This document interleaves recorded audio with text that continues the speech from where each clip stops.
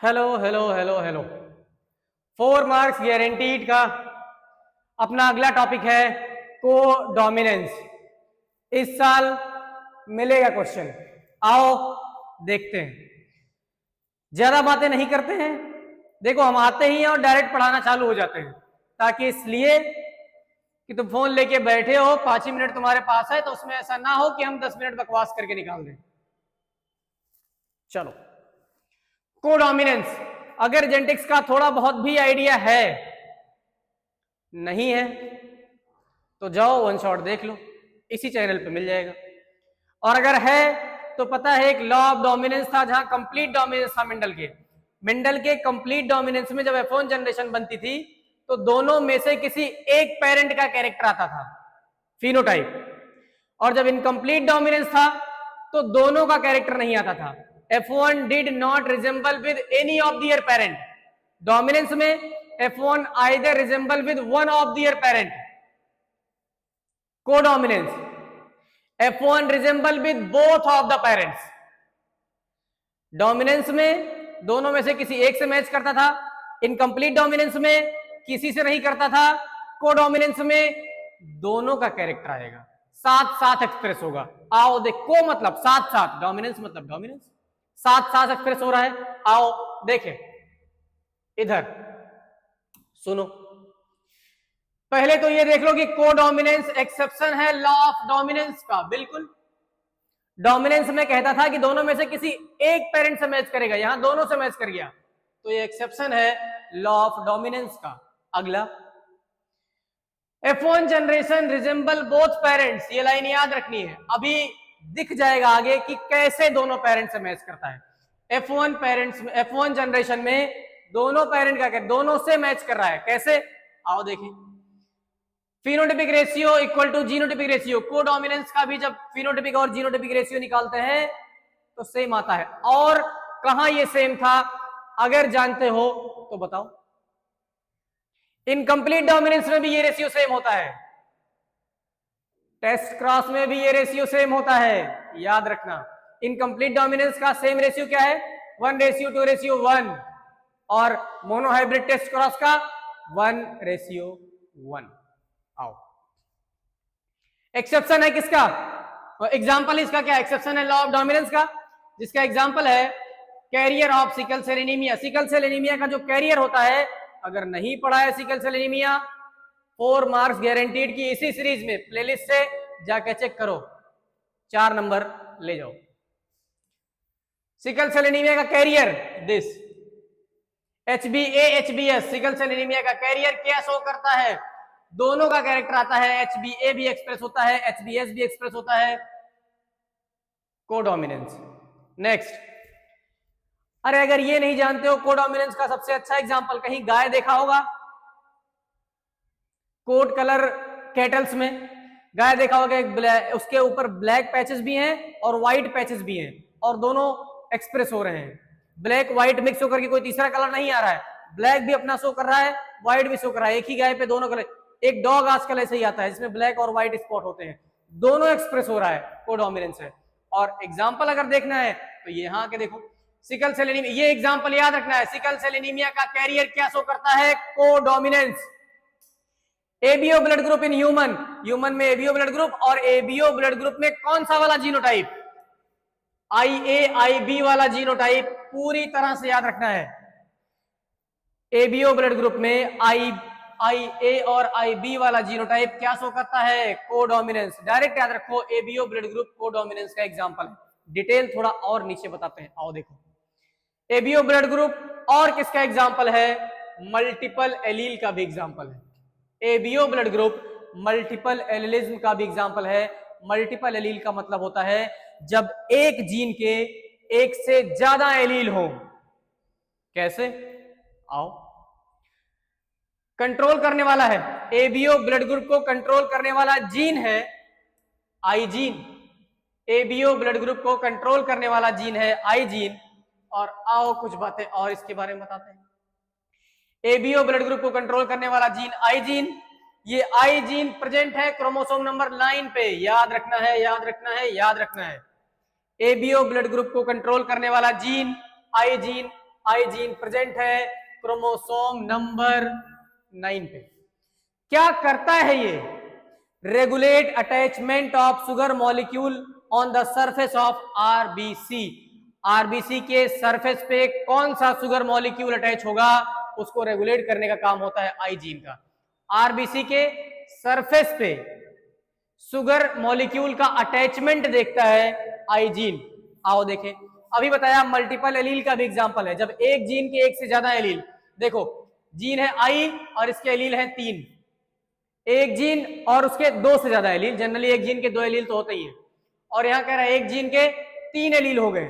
Gene है आई, एक allele है आई ए, एक है आई बी, एक है स्मॉल आई। स्मॉल आई को आई नॉट आई ओ भी लिखते हैं, आई ए, आई बी और स्मॉल आई। जहां आई ए डोमिनेंट है, आई बी भी डोमिनेंट है, स्मॉल आई वाला रेसेसिव है। अब फिर सुनो, कह रहा है ये आरबीसी के सरफेस पे शुगर मॉलिक्यूल का अटैचमेंट देखता है, तो कौन सा शुगर अटैच कराता है?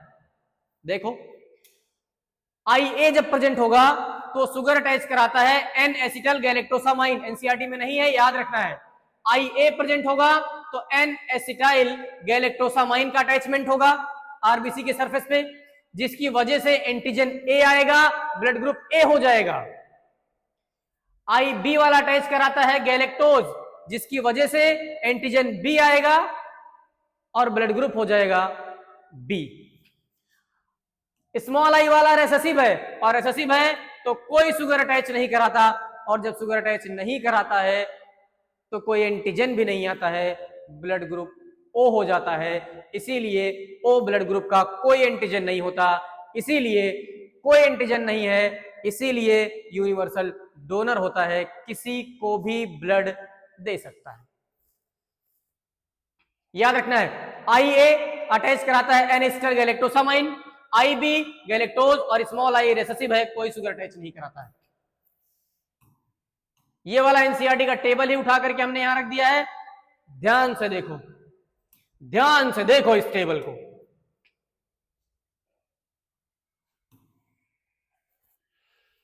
Allele from parent A, parent 1, एक पेरेंट है, इसमें एलील है आई ए, दूसरा पेरेंट है एलील है आई ए, आई ए, तो यहां ऑफस्प्रिंग में जीनोटाइप क्या चला जाएगा?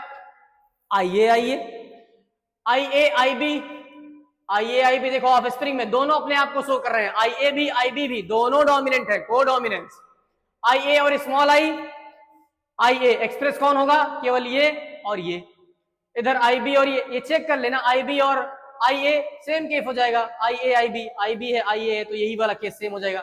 आई बी और आई बी ये बी हो जाएगा, आई बी और स्मॉल आई ये केस हो जाएगा, आई और आई ये केस हो जाएगा। अब सुनना, I A blood group A B दोनों अपने आप को शो करेंगे, blood group A B. I A small I A dominant है, एक्सप्रेस होगा blood group A B blood group A B, I B blood group B, I B और small I B अपने आप को एक्सप्रेस करेगा blood group B, small I blood group O. आओ आगे की बात करते हैं, इन एबीओ ब्लड ग्रुप। चलो ये रिजल्ट सारा यहां लिख दिया है, इसी में से पूछा जाएगा। आई जीन कितने हैं एबीओ ब्लड ग्रुप कंट्रोल करने वाले? एक। उसके एलील कितने हैं? 3। बोलो कौन कौन से? आई ए, आई बी, स्मॉल आई। जीनोटाइप कितने हैं? 6। आओ यहां दिखाएं, 6 जीनोटाइप काउंट करना। 1 देखो, 2 3, ये और दूसरा और चौथा सेम है, तो 1 2 3 4 5 6 जीनोटाइप। इधर 6 जीनोटाइप। फिनोटाइप कितने? 4। कैसे? एनसीईआरटी ने क्वेश्चन पूछा है, नीचे लिख लेना 4 फिनोटाइप कौन कौन से, ये फिनोटाइप बने हैं। कौन कौन सा ब्लड ग्रुप आया? ए बी, बी और ओ। ए बी और ओ 4 ही ब्लड ग्रुप है ना, तो ये 4 फिनोटाइप, इन जीनोटाइप से बनने वाले ये 4 फिनोटाइप। क्या यहां डोमिनेंस शो होता है? हाँ, डोमिनेंस अप्लाई हो रहा है। ये देखो कौन से वाले केस में ए और बी है, ब्लड ग्रुप ए बी आया, दोनों एक्सप्रेस हो रहा है, डोमिनेंस अप्लाई हो गया। क्या यहां डोमिनेंस वाला केस है? को डोमिनेंस था वो, डोमिनेंस वाला केस ही है। ए है कैपिटल ए और स्मॉल आई, देखो आई ए और स्मॉल आई, एक्सप्रेस कौन हुआ, आई ए डोमिनेंस। कोडोमिनेंस ए बी है, ए बी एक्सप्रेस हुआ। मल्टीपल एलील वाला केस अप्लाई हो रहा है, हाँ हो रहा है, एक से ज्यादा एलील है, देखो 3 एलील है, मल्टीपल एलील। क्या यहाँ इनकम्प्लीट डोमिनेंस हो रहा है, इनकम्प्लीट डोमिनेंस अप्लाई नहीं होता यहां। अगर इतनी बात समझ गए हो, सॉल्व कर दो, समझ गए हो तो सॉल्व कर दो। आओ चलो हम बताते हैं, एक हम बताते हैं एक तुम करना। देखो क्वेश्चन पढ़ो।